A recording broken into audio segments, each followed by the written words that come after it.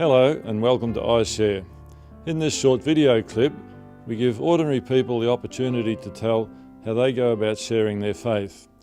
We're doing this in the hope that it might inspire you to do something similar from the ideas you see. Welcome to this episode of iShare. This time I'd like to introduce you to two people, Daniela. Hi, Brian. And Doina. Lovely to be here, Brian. Now, Daniela and Doina have had an intentional personal ministry since 2011. And I'm going to ask Doina perhaps to describe that to us. Well, just looking around the world and seeing the times that we live in, God impressed us that now is the time to share the truth. And we prayed about it for quite some time. We used to get together in the mornings and pray about it to know and be impressed how to go about it.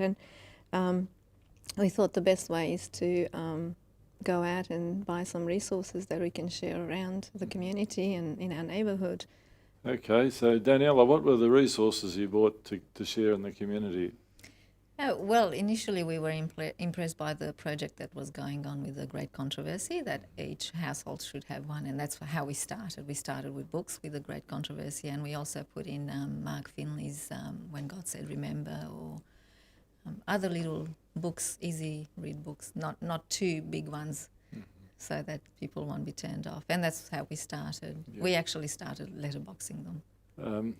How did that progress and develop?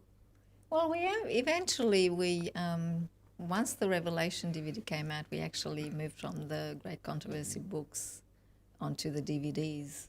We purchased the Revelation DVDs and the End Time events, and we coupled them together, and we packed them in little gift parcels.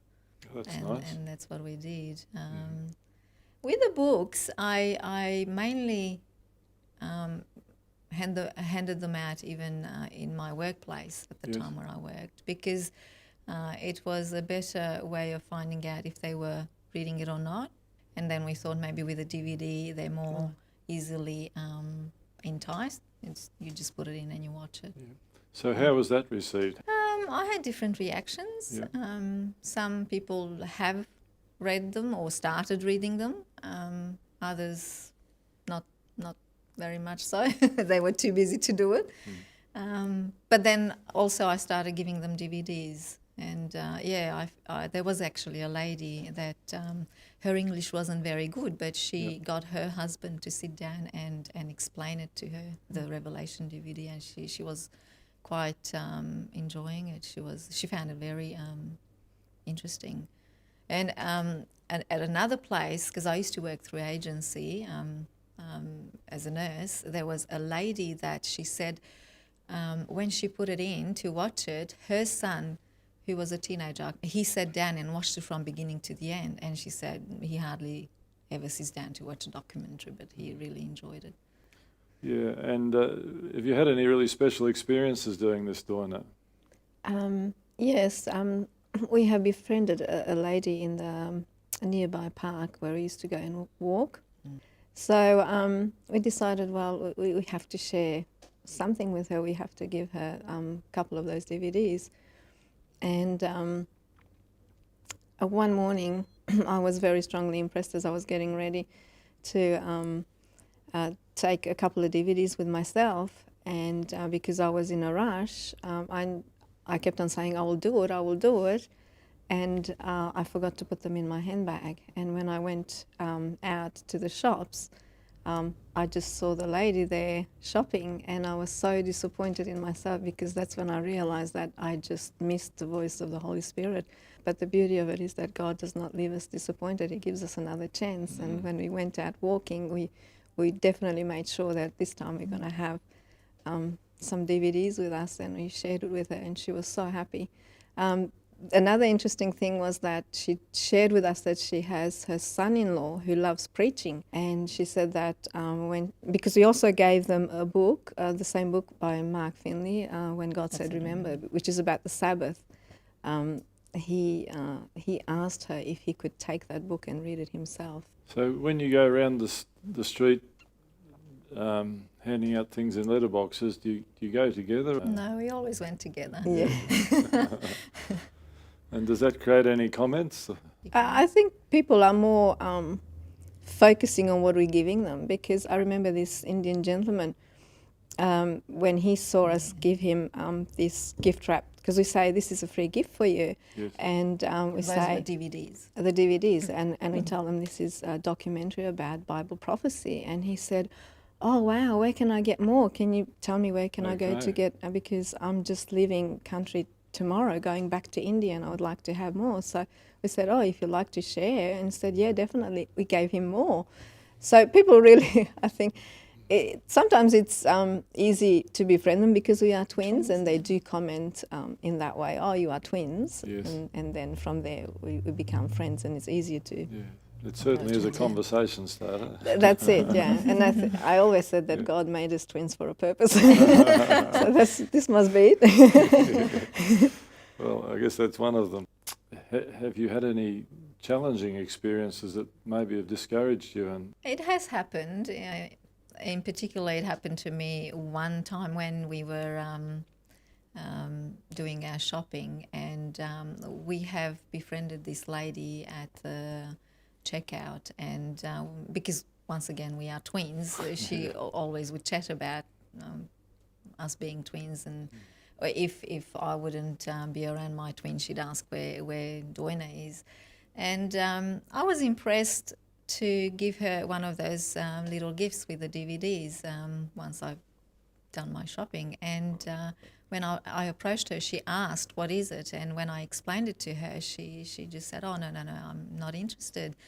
And it was in a way confronting, because there were other people around as well. And it made me wonder whether I did hear the Holy Spirit right when I was impressed to give it to her. But I believe these experiences are allowed so that we would grow from them. when you decide you're going out at a particular time, is there any preparation that you undertake before you go and hand out these things? We do do pray, pray, yeah. always pray. We prayed over the DVDs and over the books. Now you have the challenge of funding all of this. You're telling me you've lost count of the number of books and DVDs you've given away. How do you go about raising the finances to do this? Well, I used to be I used to be one of those people who would say, "Oh, I would so love to do something for the Lord, but I can never save anything. I can never do it. It's just never enough money." And for anyone who's the same, I would say, go before God and say, "Lord, what can I do?" Because He will flood you with thoughts suddenly where you have to act upon it, because there's no denying there's ways of doing it. He brought to mind things that I would buy on a regular basis, weekly or even daily, that I really didn't need. Yeah. I just wanted them. And that's another way of doing it. And also, like, I'm thinking of the time of financial year when people get back tax returns. Commit that money to God. The way He kept you going without that money in your pocket, He's going to keep you going till next year without it, and just commit it to Him completely, And when you pray about going out to give out the materials, does God ever perhaps change your plans? Yes, we went out to, remember in Nari Warren, we were handing out all these DVDs at the train station. All right. And we didn't know we were not allowed. And Did you get into trouble for yes, we did. We did. They said, "Do you have a permit to do it?" Bit, though, before. Yeah, like they were going like hot bread, that?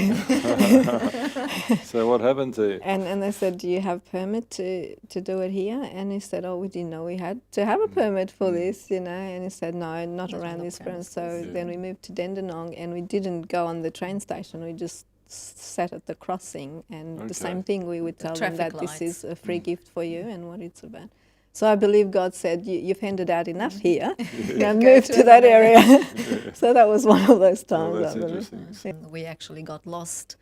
I don't know where we were heading to, a shopping centre, and we got lost. And it was interesting because both my twin and I, we were thinking as we were driving past a hospital, should we go and visit that lady that we knew she was in the hospital? one of us, I don't know which one, whether Doina or myself, voiced our thoughts. Should we go and visit that lady? And then we said, oh, that was my thought too. Maybe the Lord brought us here. We got lost for a purpose, so we went and visited the lady. Now, is this something that you enjoy, or is it a bit of a job that you feel obliged to do? Oh, no, I definitely enjoy doing it. Yeah. Yep. Do you have any advice to people who might be thinking, what can I do? You know, what little ministry can I take up to have an influence for Jesus, particularly with all the end time events that are happening so rapidly now? It's almost impossible to keep up with them. Well, certainly pray about it, and the Lord will inspire you. And do not get discouraged, even if you don't see the results straight away, even if you get people that they will turn you down. Just walk by faith. Trust that the Lord had called you, because this is the commission that we all have, to go and spread the gospel. I believe that now is the time to share the truth, because soon the doors will be shut, and we don't want to be one of those people who will stand up and hear our neighbours say, oh, you knew all this and you didn't say anything to me, you didn't share it. Just share it and leave the consequences to God. Thanks very much, Doina and Daniela, for Pleasure. giving us some time to share your experience with others. And we hope that the experience of Daniela and Doina have sparked some ideas in your mind, and that you'll take up the challenge to share your faith in ways that are unique and novel to you. And we hope that God blesses you for it.